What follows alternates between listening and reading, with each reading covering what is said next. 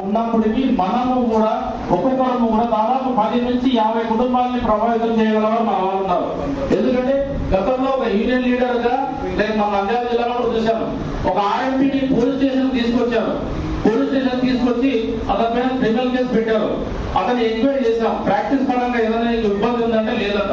అతను ప్రజలకు ఆధార్ కార్డుకు పెన్షన్ కి అప్లికేషన్ ఫిల్అప్ చేసి సర్వీస్ చేస్తున్నాడని చెప్పి రేపు ఉత్తరం పొలిటికల్ లో ఏదైనా ఇతను ఇన్వాల్వ్ అయితే మనకి ఇబ్బంది పడతామనే ఉద్దేశంతో అతన్ని అరెస్ట్ చేయించారు. అంటే మన వాళ్ళకు ప్రజలకు మన వైద్య విధానానికి సంబంధించి కాకుండా కూడా ప్రతి ఒక్కరు కూడా గతంలో మన ఆర్ఎంపీ సోదరులు పెళ్లి సంబంధాలు చూశారు, వాళ్ళ బాగోగులు చూశారు, వాళ్ళ సంబంధం లేని సమస్య అయినా వాళ్ళ సమస్య ఏదైనా ఉంటే తన వంతుగా సహాయ సహకారాలు అందించారు.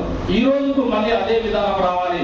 గ్రామీణ వైద్యుడు అంటే కేవలం ప్రాథమిక వైద్య చికిత్సకి పరిమితం కాకుండా మనల్ని నమ్ముకొని ఉన్న మన పల్లె ప్రజలు, మన ప్రాంత ప్రజల చిన్న చిన్న సమస్యల్ని కూడా మనం పైనేసుకొని ప్రజలతో సత్సంగాలు పెంచుకున్నాం నాడు మన వ్యవస్థకు ఎలాంటి సమస్య ఉండదు అనే విషయం సుస్పష్టం.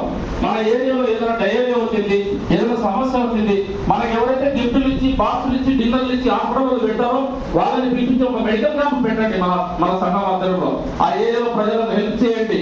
ఎక్కడైనా కాలేజీలో వాళ్ళు ఇబ్బంది పడతా ఉంటే ఒక ఫోన్ చేసి మానసాయం చేయండి. ఇలాంటి కార్యక్రమాలు చేయడం ద్వారా ఇంకా మనం ప్రజల్లో వ్యక్తిగతంగా దూసుకుపోదాం. మన బలం రాజకీయ నాయకులందరికీ తెలుసు. దాన్ని మనం మళ్ళీ గుర్తు చేయాల్సిన ఆవశ్యకత ఉంది.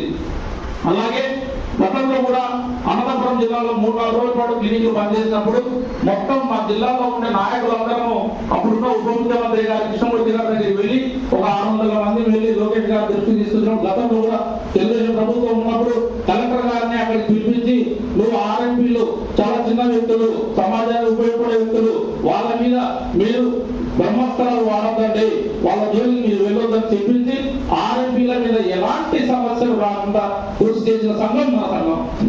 కాబట్టి ఇప్పటికి కూడా ఐక్యతతోనే మనం ఏదైనా సాధించగలం. నాయకులకు ప్రతి ఒక్కరూ సహకరించాలి. గ్రామ స్థాయి వాళ్ళు మండల కమిటీకి, జిల్లా కమిటీకి సహకరించాలి. అలాగే అందరూ రాష్ట్ర కమిటీకి కూడా సహకరించాలి. ఆర్థికంగా మన మ్యాన్ పవర్ పరంగా అందరూ సహకరిస్తే తప్ప మనం పెద్ద పెద్ద సమావేశాలు ఏర్పాటు చేయలేము. గతంలోనే విజయవాడలో ఏ రాజకీయ పార్టీలను పిలవకుండా సమాజంలో మన అవసరం ఎంత ఉంది అనే విషయాన్ని మేధావులు బ్రహ్మారెడ్డి గారి ద్వారా, గోవిందరెడ్డి గారి ద్వారా సమాజంలో మన యొక్క ఆవశ్యకతని ఒకసారి మనం ఎక్స్ప్లెయిన్ చేశాం. ఎలాంటి పరం కాబట్టి ఆ రోజు కూడా మనం కొన్ని తీర్మానం చేశాం. క్యాన్సర్ మీద పోరాటం చేస్తామని. అలాంటి ప్రజా సమస్యల మీద మనం నిత్యం ఒక అంశాన్ని మన భుజాలపై వేసుకొని మనం పోరాటం చేస్తూ ఉంటే ఎప్పటికైనా మనం ప్రజల్లో మమేకమై ఉన్న నాళ్ళు ఎవరు ఏమి చేయాలని తెలియజేస్తూ అలా